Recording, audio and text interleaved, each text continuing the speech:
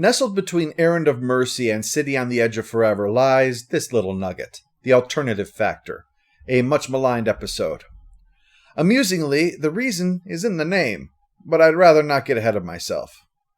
We start with just routine patrol from the looks of things, and Spock confirms this is just a dull little planet, and no, that is not a deception of a far greater secret within. It just happens to be where something is going to happen. You know, like if a flying saucer happened to crash into Casper, Wyoming, that doesn't mean that city's anything particularly special. No offense to residents of Casper. But then, this happens. Captain. We're being hit so hard we're crashing into another episode. Spock says that for a brief instant all kinds of physical laws just stopped working. And it didn't just mess things up here. Uhura says that Starfleet has put out a general alert in response. Oh boy. Let's hope we didn't do it or it's going to look really bad. Spock is shocked when he now finds life on the barren planet. A human being who wasn't there before, who might be responsible for screwing up the universe, and thus Kirk is going to go down there and give him a piece of his mind. And by mind, I mean fist.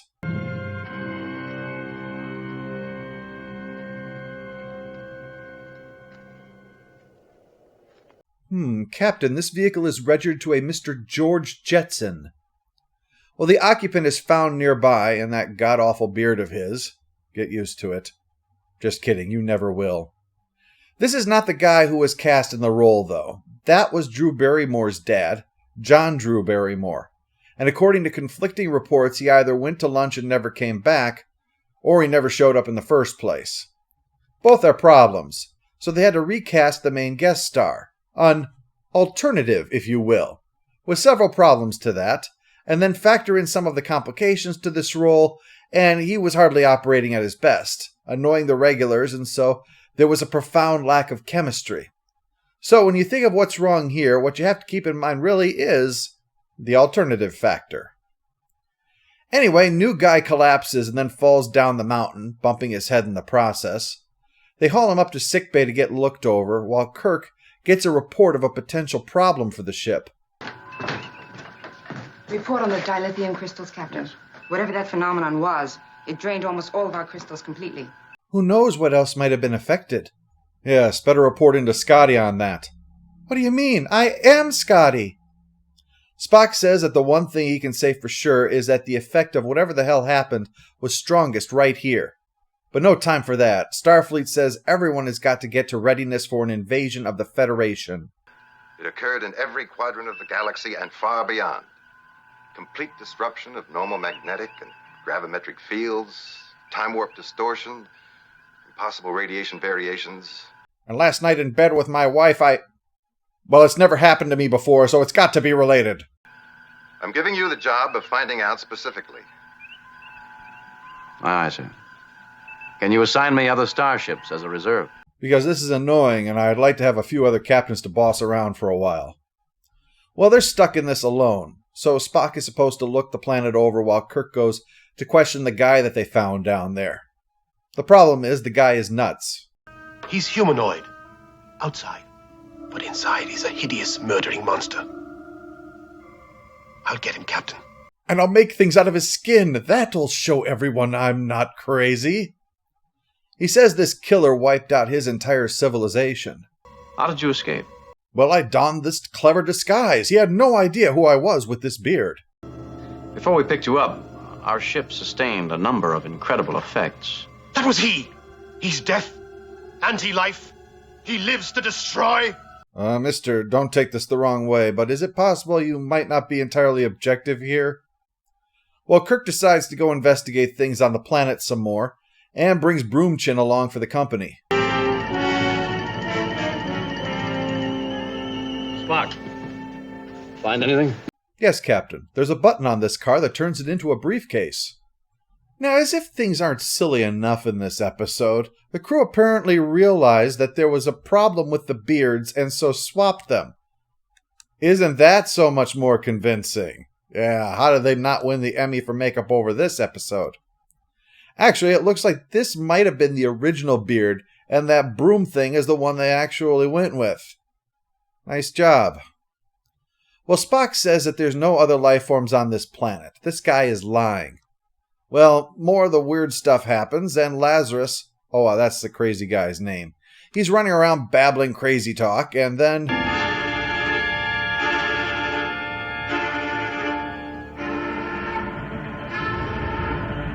Good, huh? Oh, no, wait.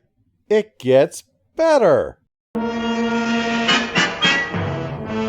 Who among us has never wondered what professional wrestling would look like from the point of view of a slushie? Another mystery solved. After the whatever the hell that was is over... I told you it was a thing. All white, black, and empty. A terrible emptiness. Let's get back to the ship. He'll kill us all if we don't kill him first. Kill! Kill! Kill! Kill! Kill! It takes a lot to make me say, you're overacting a bit there, to a man who's next to William Shatner. Kirk and Spock wonder if what Lazarus says is true, that this other person is responsible. The weird stuff happens when Lazarus confronts him, after all. Well, McCoy says he's treated the wound, left the room, and when he came back, the wound was gone completely. Where is he? That's not the point, Jim. The point is the wound was gone. Oh, and so was the patient. Are you drunk again, Bones? Absolutely nope. Well, sure enough, he's off somewhere else. Bones decides to save the fact for the end of the discussion, and doesn't seem to realize why it might have been important. Par for the course, it seems. Well, Lazarus soon has another cosmic wrestling spaz attack, and afterwards, when Kirk and Bones finds him, the wound is indeed there. Well, that's a relief for the paperwork anyways. You don't want to misplace a wound.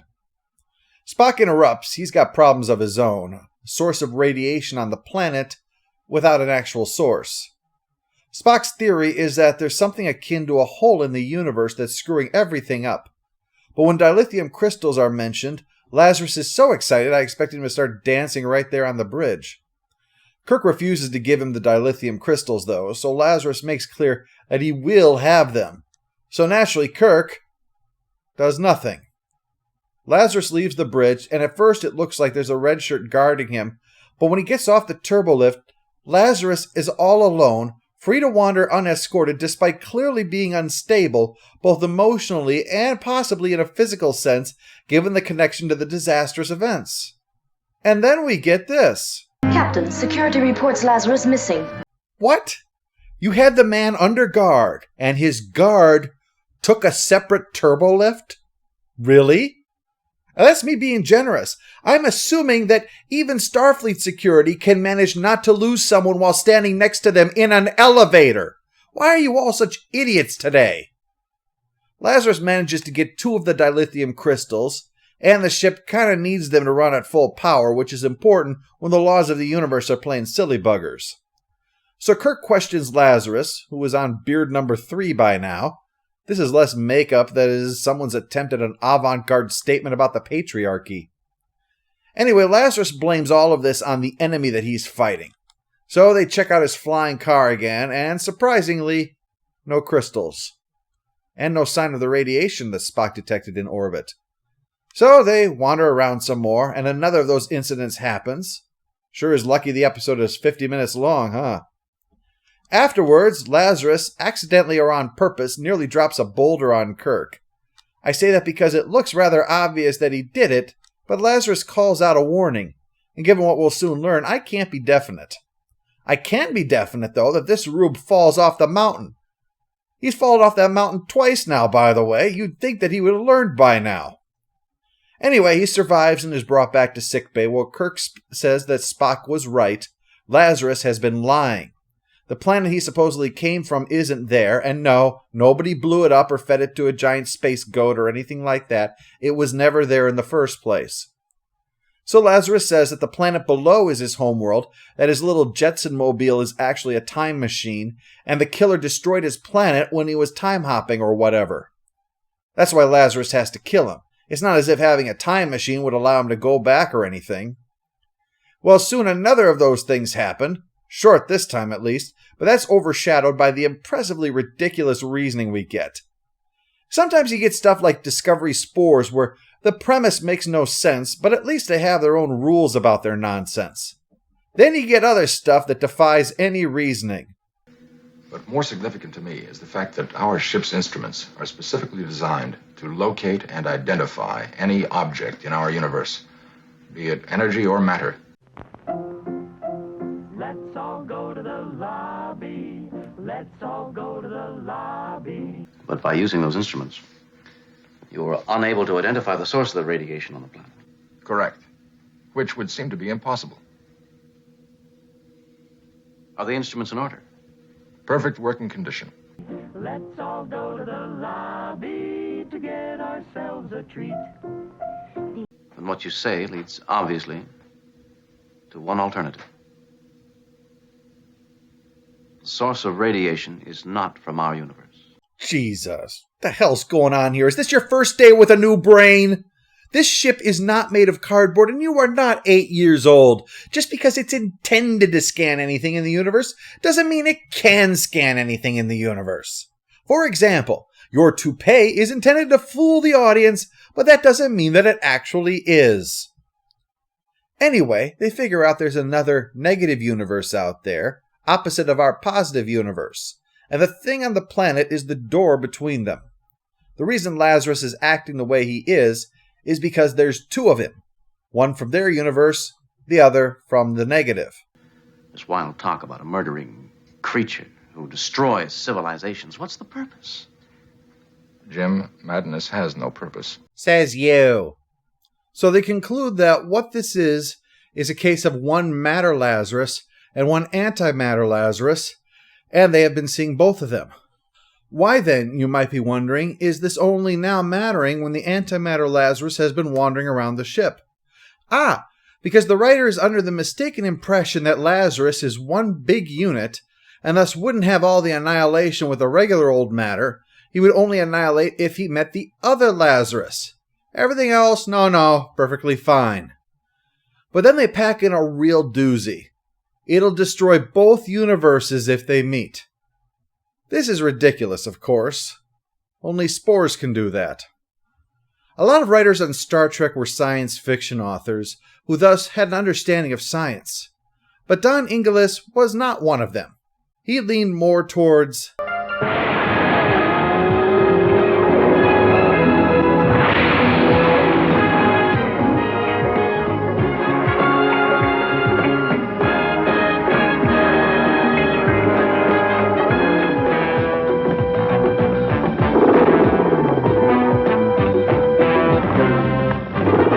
Yeah, that's an example of his work.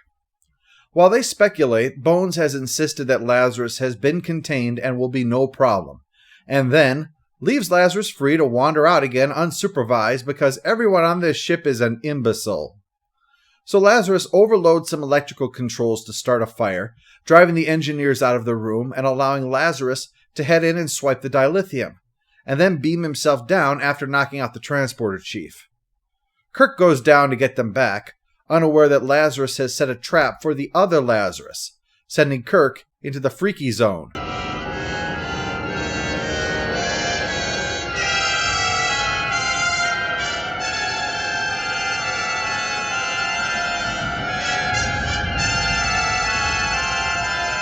Yes, keep rolling, keep going. I certainly can't get enough of this.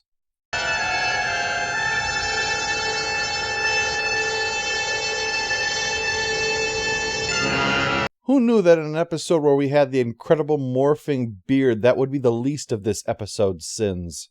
The other Lazarus is there, the sane one, and confirms Kirk's theory that the two men meeting in either universe will destroy both. But crazy Lazarus wants to meet the other one to murder him. Not out of revenge, but because he can't handle the idea of there being another Lazarus, so he's willing to risk the universe anyway. So, he was the one who stole the crystals to stop Lazarus from coming through on his own. But not all of the crystals, because that wouldn't have been moronic, and we've got no use for that shit here. So the only thing to do is to, when both next enter, blow up the ships and keep them trapped in the space in between.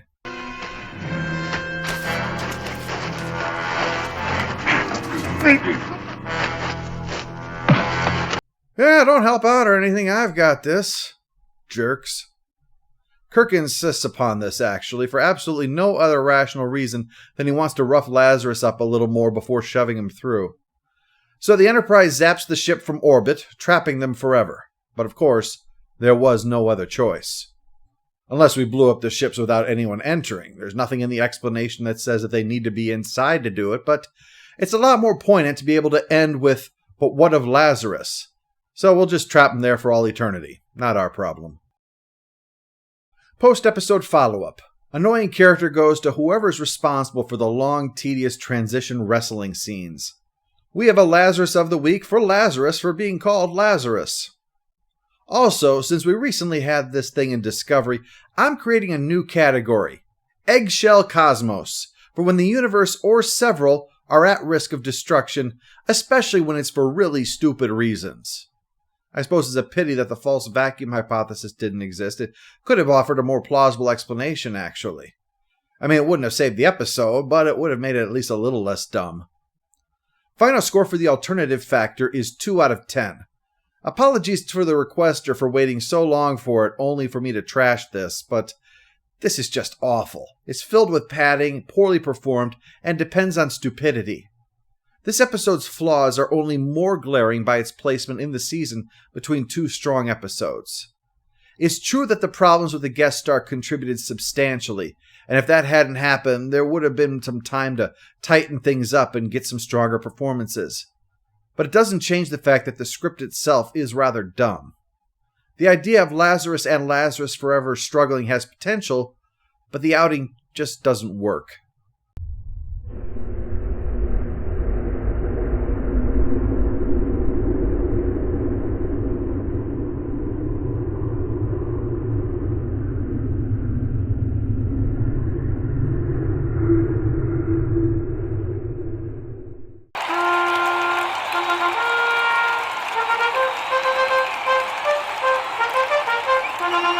All hail the Overlord! All hail the Overlord!